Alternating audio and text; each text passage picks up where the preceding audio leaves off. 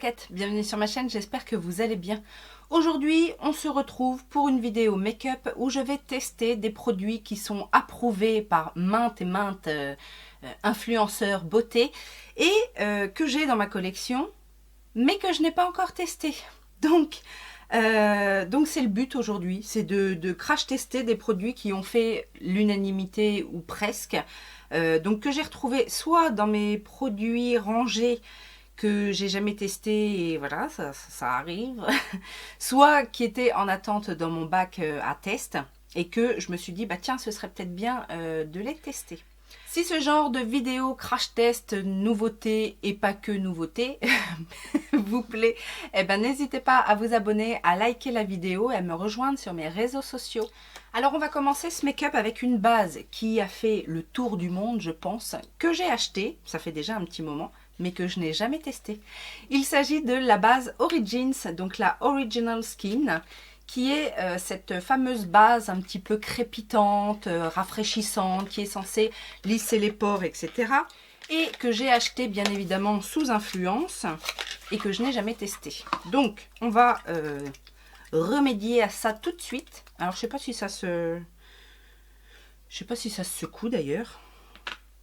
Allez. Alors, Ah oui, j'adore cet effet. Alors, moi, j'avais déjà testé des produits pour le corps, souvent des produits après soleil, en fait, qui crépitent comme ça. J'aime beaucoup l'effet que ça fait. Alors, il y a une petite odeur, un peu de fruits, d'agrumes, on dirait, non ? Alors je ne sais pas, c'est à l'épilobe, je ne sais pas ce qu'est l'épilobe, je n'ai pas été vérifiée. Si vous savez, n'hésitez pas à me mettre ça en commentaire. Alors, c'est frais, c'est agréable, ça garde un petit aspect collant, donc ça peut être bien effectivement pour agripper le fond de teint. Après, au niveau de l'aspect de la peau, c'est bien. Maintenant, de là à dire que c'est hyper flouté, peut-être pas, mais en tout cas, c'est agréable à utiliser. Le fond de teint qui était dans mes bacs et que je n'ai jamais testé, c'est celui de chez Anastasia Beverly Hills, donc le Luminous Foundation, donc qui se présente comme ceci, que j'ai pris en teinte 305N. Donc c'est censé être un fond de teint qui va certainement me plaire puisqu'il est censé avoir un rendu lumineux, assez léger. Qu'est-ce qu'ils nous disent d'ailleurs? Vegan, gluten-free, alcool-free, testé cliniquement, testé dermatologiquement, testé ophtalmologiquement, non comédogène, adapté aux peaux sensibles, longue tenue et sans flashback.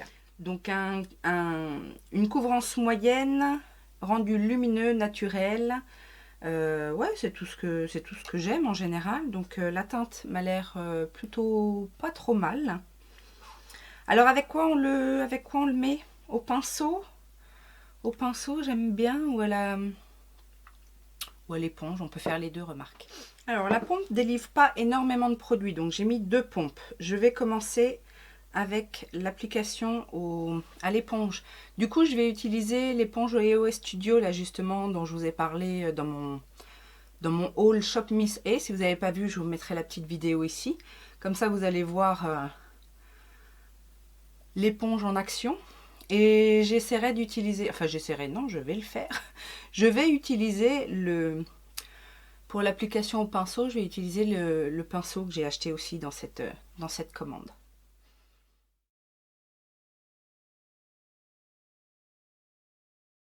Alors, je fais bien d'utiliser, enfin de le tester là, alors que j'ai encore un peu mon teint d'été, parce que 305N, c'est un petit peu jaune. Ça s'étale très bien au Beauty Blender, ça correspond tout à fait à ce que ça dit. C'est relativement lumineux, mais pas trop, c'est pas glowy, c'est un petit peu lumineux. Ça se fond bien, la couvrance moyenne impeccable. Moi je dis, pour l'instant tout va bien. Donc j'utilise le petit pinceau, là je vous avais dit, à 1 $ pour l'application de l'autre côté.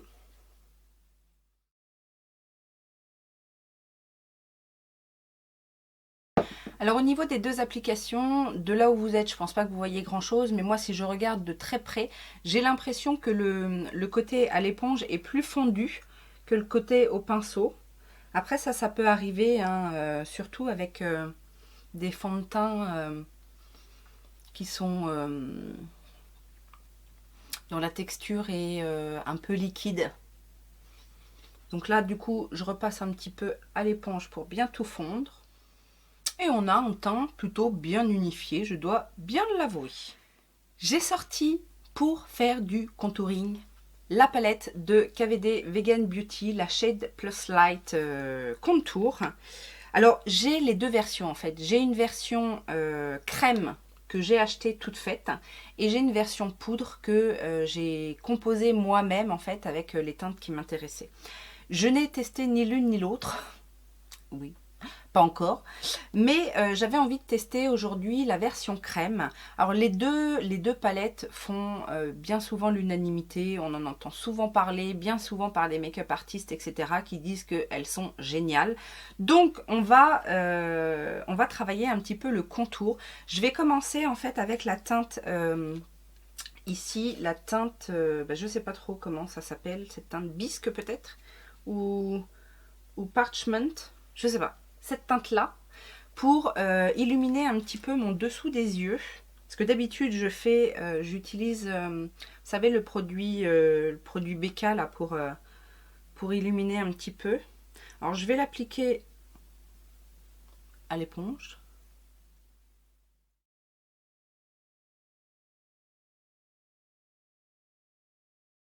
Et je vais utiliser cette même teinte pour illuminer un petit peu le centre du visage. Donc au niveau du front, un petit peu l'arête du nez et le menton. Pour le contour, j'ai utilisé la teinte du milieu ici. Je reprends mon pinceau fond de teint parce que du coup ça va me permettre de bien fondre les matières entre elles. Et je vais ombrer un petit peu. Ça se fond bien. On va gommer un petit peu le double menton. Alors j'ai pas un trop gros front, mais j'en mets souvent un petit peu sur les tempes, juste pour bien faire en sorte que le centre du visage soit bien clair quand je fais du contouring. Je ne fais pas tout le temps, mais bon. Et un petit peu le nez.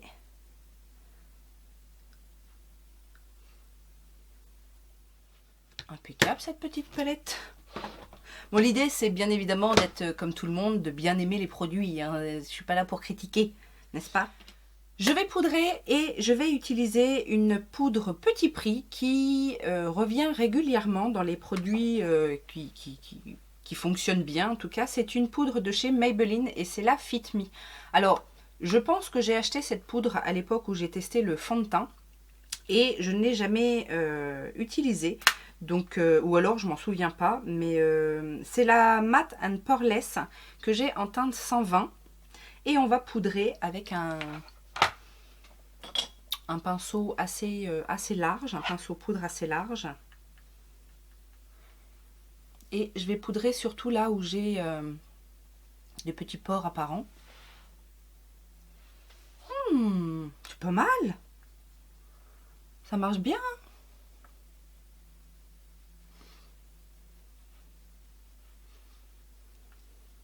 On va voir au niveau du front. J'aime bien. Elle est effectivement pas mal. Et puis après, vite fait, je repoudre le tout. Puisque en plus, comme il y a des produits crème, ça va permettre de les sceller un peu. Eh bien, je dois avouer que j'aime bien. J'aime bien. Elle a pas mal flouté les pores. Elle est mate, mais elle plombe pas du tout. Elle est assez fine. Et on garde encore un petit peu de lumière du fond de teint. Donc, pour moi, c'est un bon point. Alors, niveau highlighter, il y avait 3 produits que je n'ai jamais testés dans mes bacs. Le premier, c'est un produit de chez Tarte, c'est le Tarte Lit Chrome Paint, mais highlighter. Alors c'est un highlighter poudre, mais assez épais. J'ai swatché, c'est assez épais, c'est assez intense. Dans le intense, j'ai aussi de Cover FX les gouttes scintillantes, comme ça. Donc est-ce qu'il y a une teinte Mirage, je crois que c'est ça la teinte. Donc c'est très pailleté. Et dans quelque chose de plus subtil, j'ai le Glow Glaze Stick de chez Becca, comme ça. Et là, est-ce qu'il y a une teinte? Il n'y a pas l'air d'avoir de teinte. Et pour le coup, c'est un effet un peu glass skin. Donc je ne sais pas trop ce que je veux pour le moment. Allez, on reviendra plus tard pour l'highlighter. Je ne suis pas décidée. Du coup, bronzer que je n'ai pas encore testé. J'avais testé la version crème, mais je n'ai pas testé la version poudre. Et ça, vous avez été nombreuses à me dire quand j'ai fait ma vidéo spéciale bronzer. Pareil, si vous ne l'avez pas vu, je vous la mets en information. Que c'était un de vos bronzers préférés. Donc pendant les soldes, je laissais tenter et j'ai pris la teinte Island Ting qui se présente comme ceci. Et du coup, ben, on va tester ce bronzer.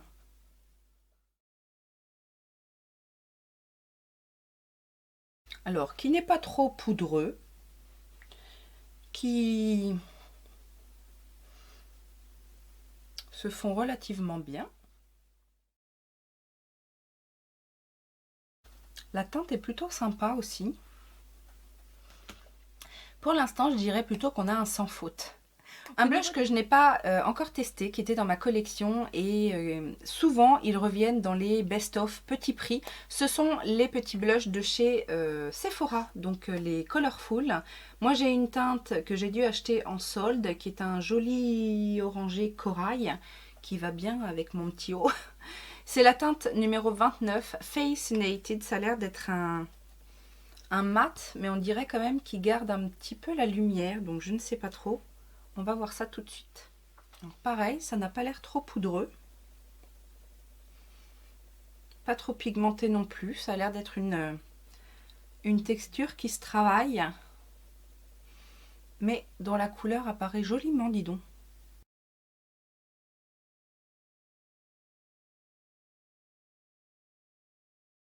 Alors petite astuce, j'en profite, hein, on est là pour discuter aussi. Pour le blush, c'est vrai qu'en général, moi je mets l'intensité ici, mais j'hésite pas à revenir un petit peu sur les tempes. Je trouve ça assez harmonieux et ça évite d'avoir aussi des barres. Et ben ma foi, ce petit blush est bien sympathique.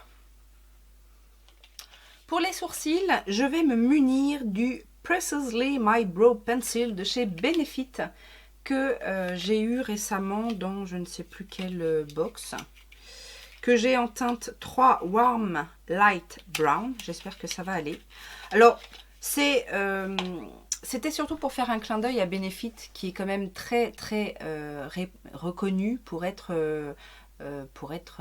les pros des sourcils. Après, ce produit-là, non, je crois pas l'avoir déjà testé. C'est un tout petit crayon, c'est très fin. Alors, je vais donner quand même un petit coup de goupillon dans mes sourcils. Et allons-y.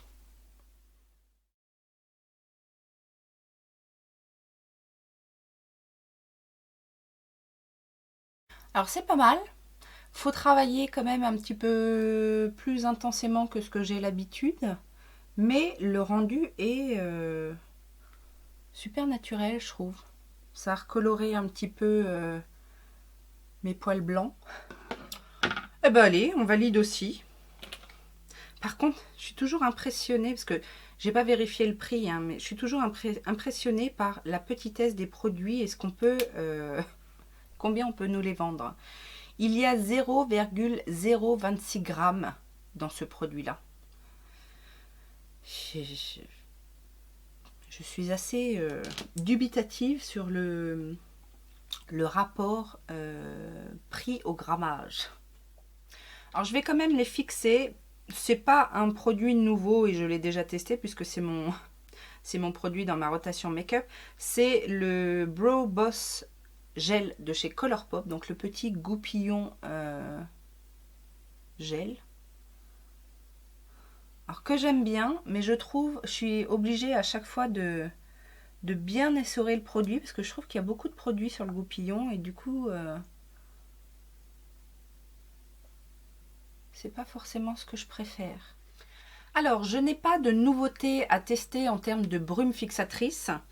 En tout cas dans cette catégorie que elles font l'unanimité, mais je vais utiliser aujourd'hui le Glisten Up donc de Fourth Ray Beauty que j'ai fait l'acquisition il n'y a pas longtemps. C'est plus un spray illuminateur qu'un spray de finition, mais là comme j'ai le teint relativement mat, je me dis que ça peut venir un petit peu redonner du glow comme j'aime bien.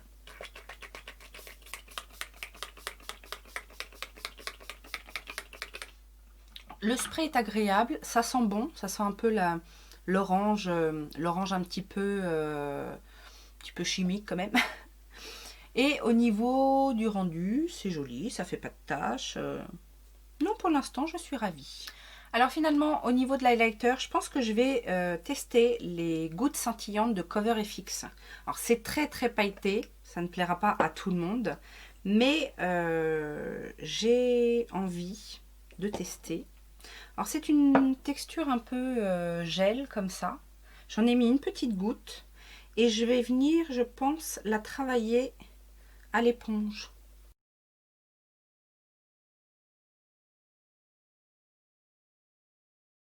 Finalement, les paillettes ne sont pas tant visibles que ça, hein. C'est plutôt joli. Est-ce que ce serait pas plus intense au doigt? Je vais essayer au doigt de l'autre côté. Ah bah si c'est plus intense. Ah bah oui. Alors, oui, effectivement, c'est plus intense. Donc, on aura compris. Au doigt, si vous voulez de l'intensité au niveau de la paillette. À l'éponge, si vous voulez diffuser le produit beaucoup plus subtilement. On va équilibrer le tout parce que quand même... Mais c'est joli. Moi, j'aime bien ce genre-là. Ouais, ça marche. Hein. C'est pas... Faut y aller tout doucement. Mais c'est joli. C'est un effet un peu... effet mouillé intense. Allez, je fignole à la Beauty Blender. Alors, je tente une nouvelle base à paupières. Je vais utiliser celle de chez Marc Jacobs que j'avais eu dans un coffret et que je n'ai jamais testée. Donc, hop, j'en mets un petit peu.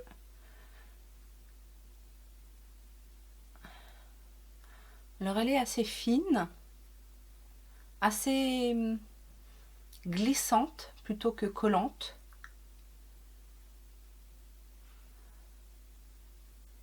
Est-ce que je l'ai déjà testée? J'ai l'impression que non, mais je ne sais pas. Ah, elle sèche, j'ai l'impression, elle sèche un petit peu collante.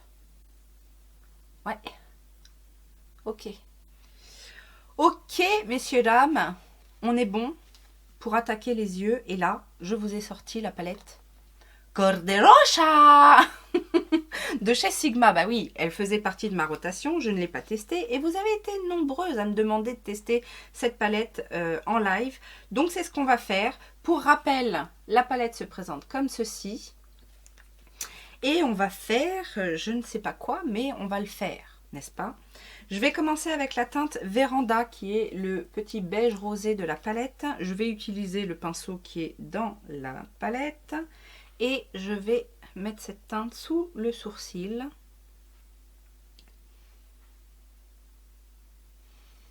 Pour unifier un petit peu. Et je vais aussi en mettre dans le coin interne. J'aime bien faire ça avec ma couleur claire mat. Est-ce que vous voulez voir de plus près? Alors rapprochez-vous. Allez, rapprochez-vous, n'ayez pas peur, je ne mords pas. Je vais prendre la teinte Damasque qui est ici, le rose. Et je vais la poser en creux de paupière. Ouh, mais c'est que c'est pimenté. Pimenté. Oui, c'est pimenté aussi. Pigmenté, Laetitia, voyons. J'estomperai bien avec la petite teinte hybride qui est ici un petit peu plus claire, qui tire un peu plus sur le corail.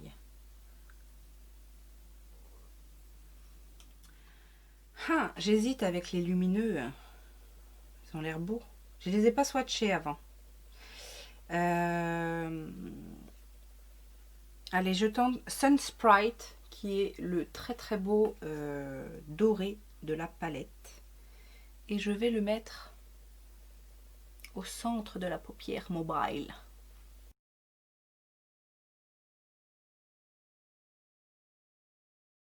Je vais mettre la teinte Belle of the Ball, donc qui est la plus claire ici, avec le même pinceau mais retourné.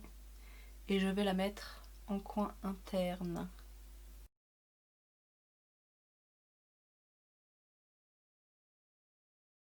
Et j'hésite pas à la diffuser. Et je vais foncer l'extérieur de mon œil avec la teinte Shakespeare, ici. Une très jolie teinte marron rouge ou bordeaux, on va voir.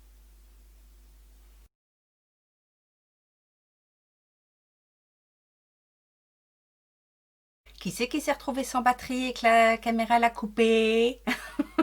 Bon, j'en ai profité pour terminer. En même temps, j'ai pas fait grand chose de plus. J'ai juste fait mon autre œil déjà.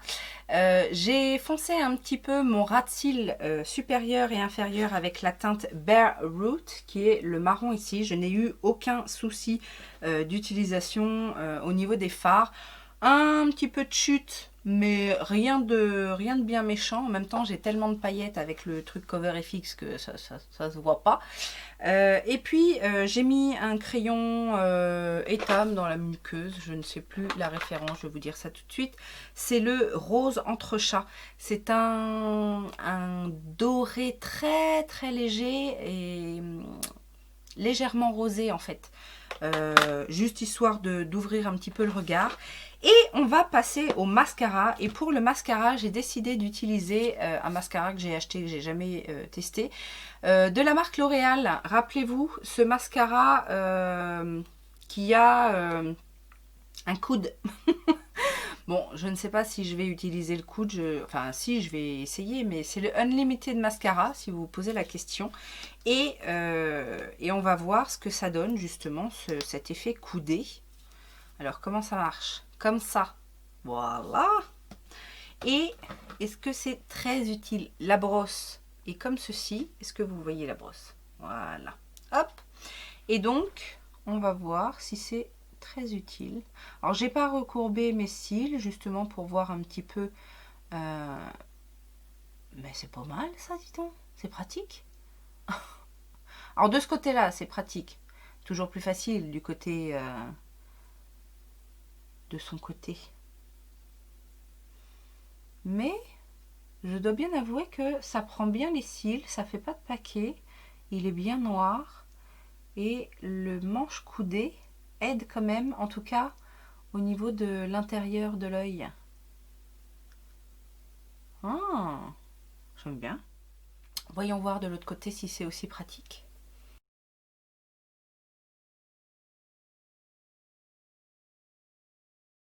Ma foi, c'est aussi pratique.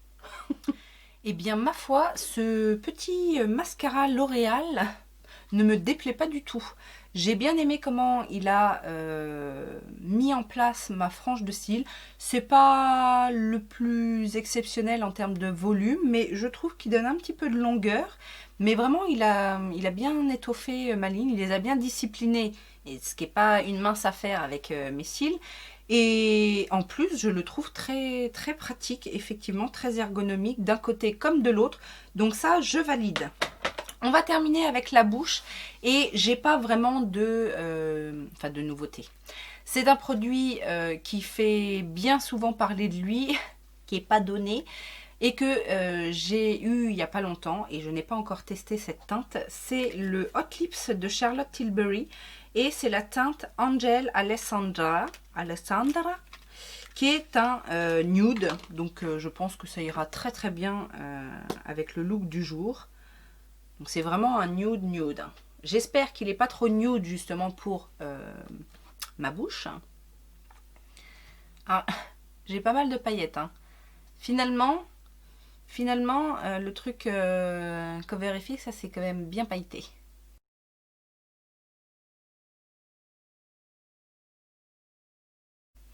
C'est nude un petit peu, léger pour moi. Cette teinte-là. Alors, c'est très joli, mais c'est peut-être un petit peu léger pour moi.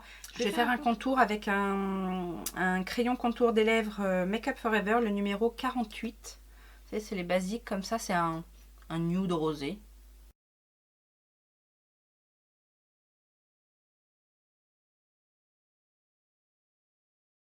Voilà, je préfère le résultat quand même avec le crayon, ça définit un petit peu plus les lèvres et ça fait un peu moins lèvres effacées. Voilà, le look est terminé. Qu'est-ce que vous en pensez? Dites-moi ça. Je reviens vite fait sur les produits que j'ai utilisés aujourd'hui. Alors au niveau du teint, je dois dire que tout me plaît, a priori. Je vous mettrai une petite annotation pour vous dire ce qu'il en est au niveau de la tenue. Est-ce qu'il y a des choses qui se sont désagrégées ou quoi, ou qu'est-ce. Mais au niveau du rendu final, j'aime tout. Le fond de teint est plutôt sympa. Tout ce qui va être contour... alors je retesterai bien évidemment parce que j'ai testé que 2 teintes de la truc contour crème là. Mais ça s'est super bien fondu, il n'y a pas de démarcation. Alors la base, maintenant que j'ai tous mes produits sur le visage, la base n'est peut-être pas si lissante que ça parce que j'ai quand même la base. Alors le fond de teint il n'est pas censé être lissant. J'ai rajouté la poudre qui est censée minimiser les pores. Et bon, ça pourrait être mieux je trouve. Mais voilà, sinon quoi d'autre, très contente de la palette Sigma, en même temps je m'attendais pas à moins. Maintenant ce sont des couleurs que j'ai beaucoup, j'ai notamment fait un test il n'y a pas longtemps de la palette Hip Dot et le look que j'ai posté ressemblait un petit peu à ça, c'est un petit peu les mêmes, les mêmes tonalités tout ça, mais cela dit la qualité est très bonne. Alors si j'ai un petit... Je n'aime pas trop le côté fluffy du pinceau. Alors, c'est pas qu'il est mauvais, hein, il est doux, etc. Il arrache pas les yeux, comme, n'est-ce pas, la référence, ok. J'aime bien le pinceau plat, mais j'aime moins le pinceau estompeur parce que je le trouve peut-être un petit peu trop épais. Du coup, je me suis un petit peu fait avoir. Pour ma couleur de transition. Après, il est très doux, hein. Il est très doux, il n'y a rien à redire. Mais il est peut-être un petit peu gros par rapport à ce que j'ai l'habitude d'utiliser pour cette utilisation-là, en tout cas dans le creux de paupière. Mais la qualité est là et il faut quand même le souligner. Ma foi, est-ce que la majorité aurait raison? Est-ce que tous ces produits valent la peine? Ben ouais, je pense. Non, pas de déception en tout cas sur ces items-là. Dites-moi vous si vous les connaissez, si vous les aimez, si vous ne les aimez pas, ce que vous en pensez. Dites-moi tout ça en commentaire. J'attends de partager avec vous sur le sujet. Et puis, en attendant une autre vidéo, bien évidemment, je vous souhaite une bonne journée. Je vous invite à liker et à vous abonner si ça n'est pas encore fait. Et puis, je vous dis à très bientôt. Et je vous fais plein de gros bisous.